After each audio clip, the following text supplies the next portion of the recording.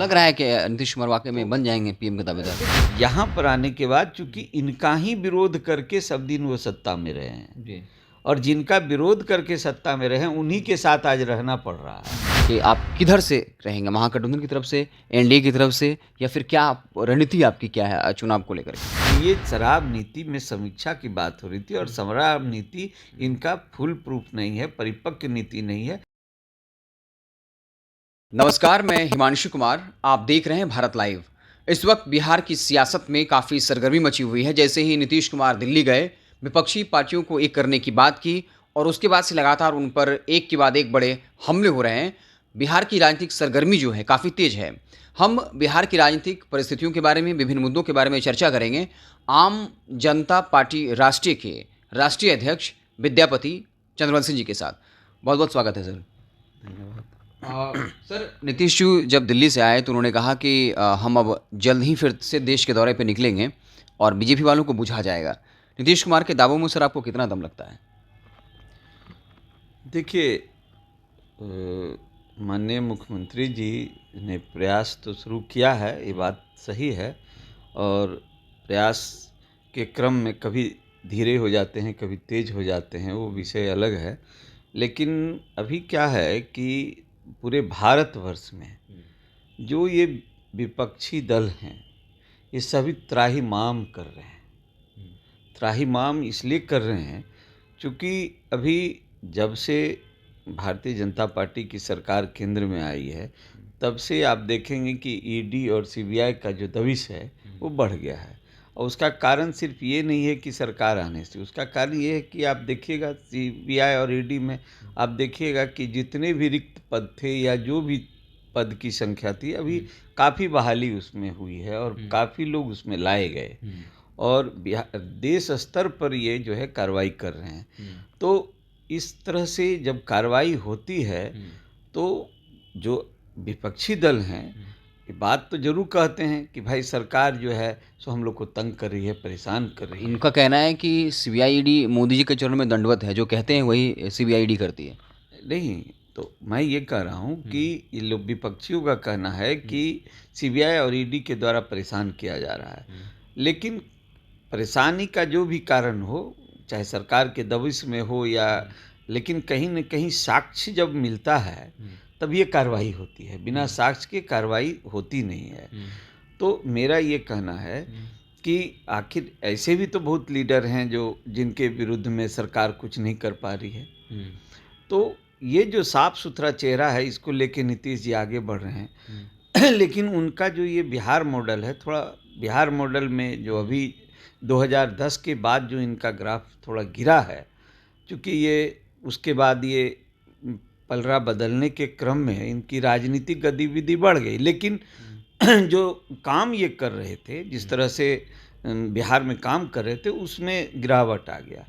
तो अभी जब वो विपक्षी एकता के लिए गए हैं तो ये सबसे महत्वपूर्ण बात इसमें ये समझने का है कि राष्ट्रीय स्तर पर कांग्रेस ही एक पार्टी थी जो कि हमेशा जो है केंद्र में रही है और बीच में जो भी आए हैं वो क्षण भंगुर की तरह बनाए हैं, एकजुट हुए हैं और बिखर गए हैं। इससे पहले भी हुआ है, इससे जनता दल की सरकार आई थी, मोरारजी देसाई प्रधानमंत्री थे।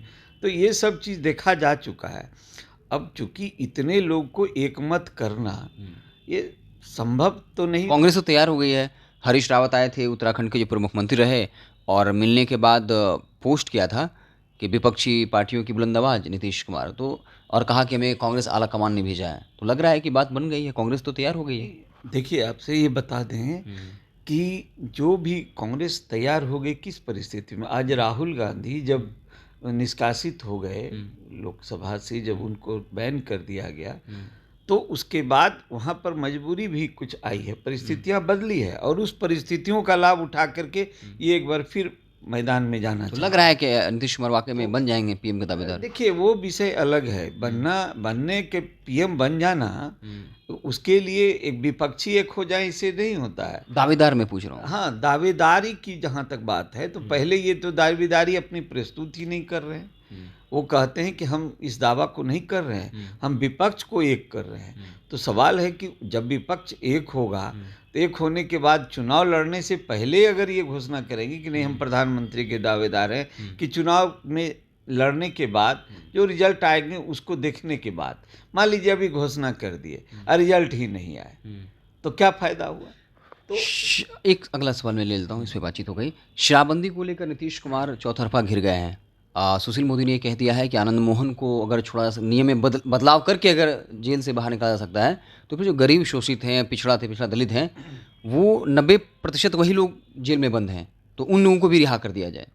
क्या कहेंगे इस पे आप? देखिए ये बात तो सही है, इसलिए सही है क्योंकि जो अच्छे किस्म का शराब पी करके किसी को मौत हुई नहीं है, और अच्छे किस्म का शराब पीने वाला कौन है और ये जहरीली शराब पीने वाला वर्ग कौन है, ये तो चिन्हित किया जा सकता है। तो उसमें हमेशा है कि अनुसूचित जाति, जनजाति और पिछड़े अति पिछड़े वर्ग के लोग ही इससे प्रभावित हैं। तो ये बात तो है कि प्रताड़ित वो हैं वर्ग, और साथ में उनका जो परिवार है, जो महिलाएं हैं, जो पुरुष जेल में है तो महिलाएं परेशान हैं। तो ये बात तो सही है कि इनकी शराब नीति जो है ये कहीं न कहीं फुल प्रूफ नहीं थी और ये परिपक्व नीति नहीं थी।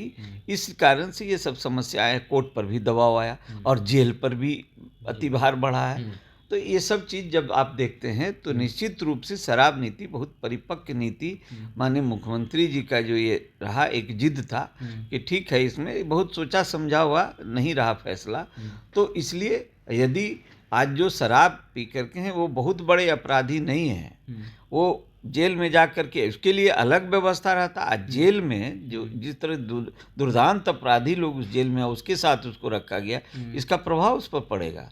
इसलिए मेरा ये कहना है कि निश्चित तौर पर उनको तो अब हो गया, ये छूट मिलना चाहिए, अब उसमें भी तो सुधार किए हैं।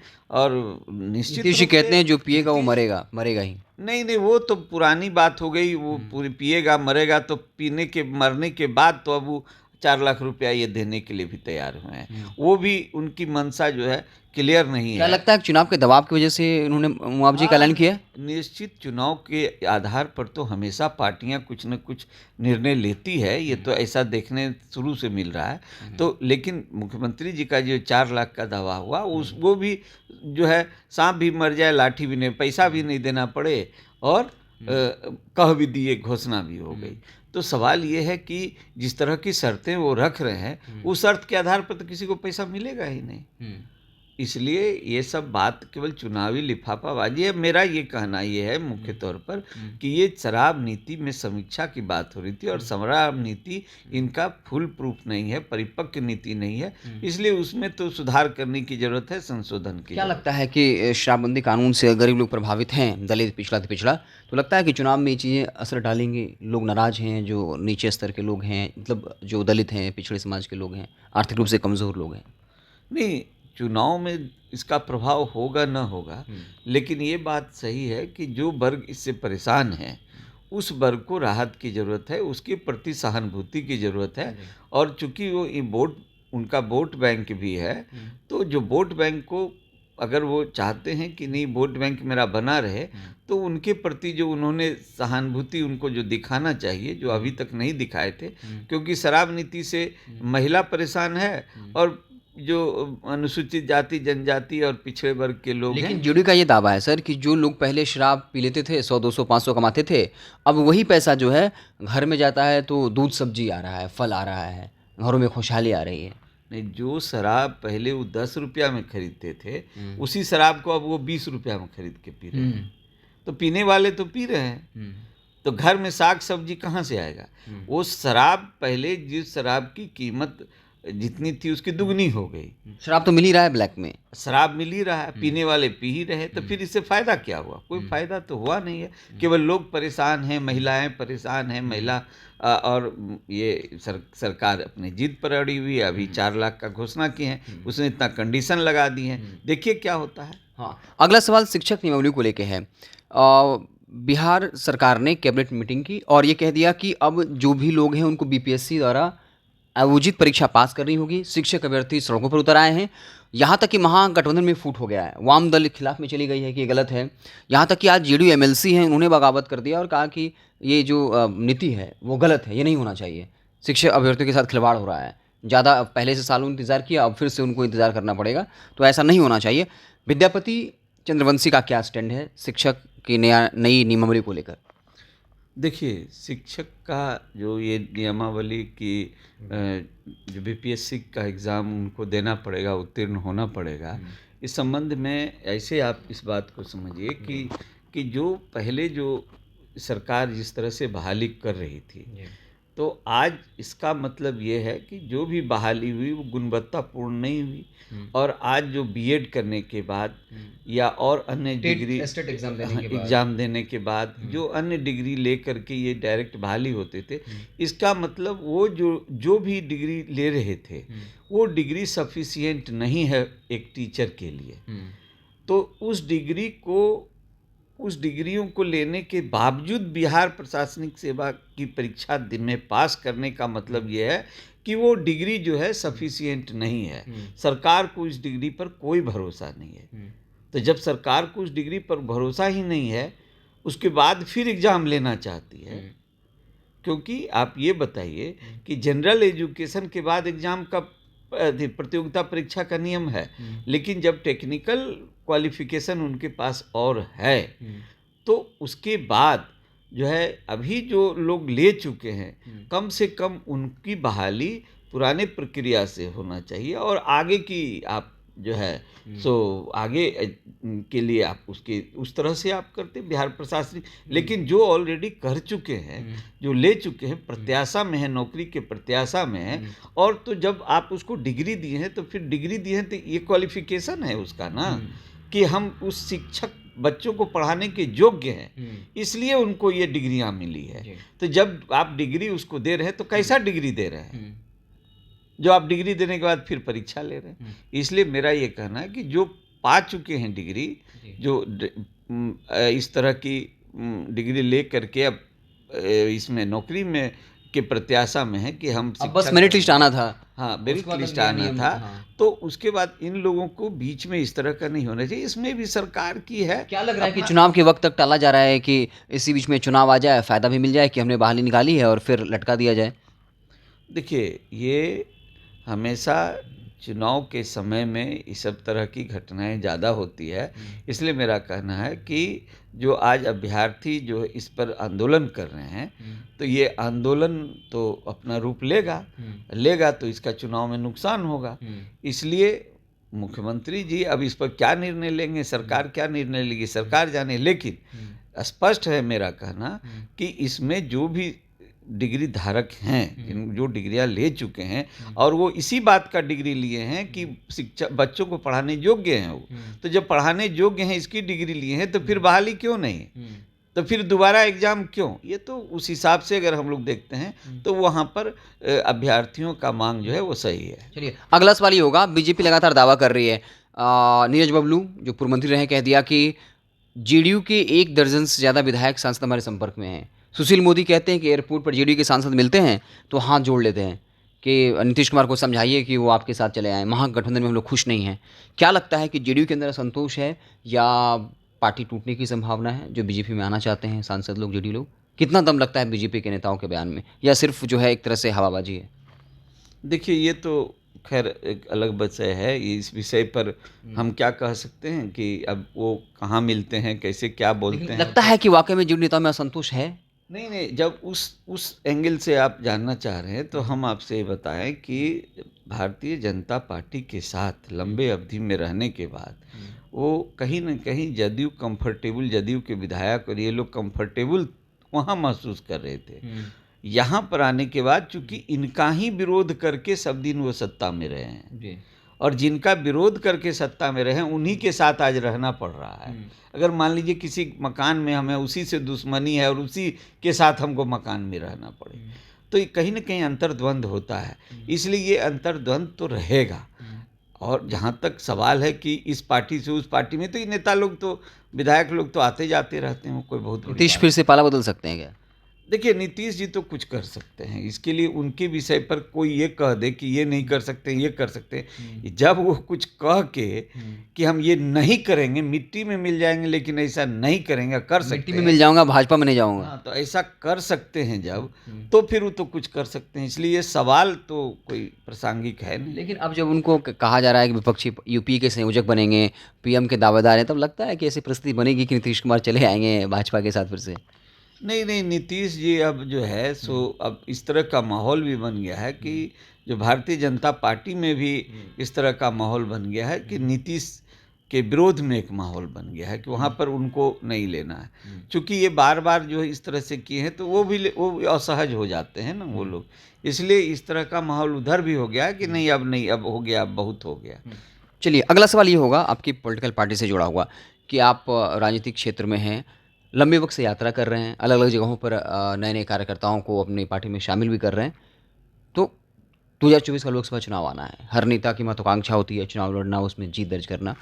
क्या आपका स्टैंड पॉइंट है कि आप किधर से रहेंगे, महागठबंधन की तरफ से, एनडीए की तरफ से, या फिर क्या रणनीति आपकी क्या है चुनाव को लेकर के? देखिए, किधर से रहेंगे ये नहीं रहेंगे ये विषय तो अभी किसी भी पार्टी का ये निर्धारित नहीं है। केवल जदयू में अभी जो हैं दल जो महागठबंधन में, और अभी एनडीए में कौन है जो एक पारस जी है, इसके सिवा तो किन्हीं का अभी चिराग जी का वेस्टर्न क्लियर नहीं है। क्लियर नहीं है। इसलिए मेरा ये कहना है कि हम लोग तो अपनी यूएसपी को लेकर के न हैं। हम लोग का यूएसपी है कि जो आज जाति के आधार पर राजनीति बिहार में हो रही है और जो वोट का जो ध्रुवीकरण है वो जातीय आधार पर जो हो रहा है, हम लोग लोगों को अवेयर कर रहे हैं। हम लोग निदान यात्रा के माध्यम से, जो कि हम लोग जिला के प्रत्येक प्रखंड में जा रहे हैं बिहार में, और उसके निदान यात्रा के माध्यम से हम लोग ये बता रहे हैं कि आप लोग जो है जाति के आधार पर मतदान करना बंद कीजिए, और उसके बाद ही आपका जो ये पिछड़ा बिहार है आगे बढ़ेगा और आपके बच्चों को रोजगार मिलेगा, आपको अच्छा स्वास्थ्य मिलेगा, शिक्षा मिलेगा। ये सब कुछ तब होगा जब आप जातीय आधार पर वोट देना बंद कीजिएगा। लेकिन सर, एक आपको हास्य करना चाहेंगे, लगता है क्योंकि आप देखिए पिछले सालों से हर कोई जाति समीकरण पर राज करता रहा है। लालू यादव एमवाई समीकरण, नीतीश कुमार लव कुश, पिछड़ा ती पिछड़ा, भाजपा जो है वो रिलीजन के नाम पे वोट का ध्रुवीकरण करती है। लगता है कि बिना रिलीजन और कास्ट के बिहार में वोट संभव है या राजनीति संभव है? देखिए, सब कुछ समय के अनुसार बदलता है। ये आप ये सब समय पर छोड़ दीजिए, और जिन बातों को, और सही चीज़ जो है वो अपना जगह बनाती है। इसलिए जो हम लोग कर रहे हैं कि जाति और इन सभी बातों से हट के मतदान कीजिए, ये भी अपना जगह बना रही है। और ये आपको बता दें कि कोई भी परिस्थिति एक समान कभी नहीं रहती है, परिस्थितियां बदलती है। तो आप जरूर आने वाले समय में देखेंगे जिस तरह से सोशल मीडिया, जिस तरह से शिक्षित हो रहे हैं युवा, तो ये सब परिस्थितियां बदलेगी। इसी आधार पर आम जनता पार्टी राष्ट्रीय हम लोग ये लोगों को मैसेज दे रहे हैं निदान यात्रा के माध्यम से, और 30 अप्रैल 2023 को हम लोगों का टाउन हॉल जहानाबाद में भी एक आम सभा हम लोग रखा है, जिसमें भारी तादाद में लोग रहेंगे, और इसी बात को हम लोग बता रहे हैं, और लोगों का भी सवाल है उसका जवाब भी दे रहे हैं, उनको कन्विंस कर रहे हैं। और हम लोग, अगर ये वीडियो पसंद आई और वह बिहार के राजनीति और बिहारियत से सरोकार रखेनी तो सब्सक्राइब बटन दबा के चैनल के सब्सक्राइब कर ली। ओजे एगो घंटी बा, ओकरा बटन दबा देला से कुल सटीक और मारक खबर रुआ मुफ्त में मिल जाई। अगर रुआ पत्रकारिता के हमनी के नया प्रयोग में सहयोग कर चाहतानी तो ज्वाइन बटन दबा दी। पेटीएम नंबर नोट कर ली 9386816700। धन्यवाद।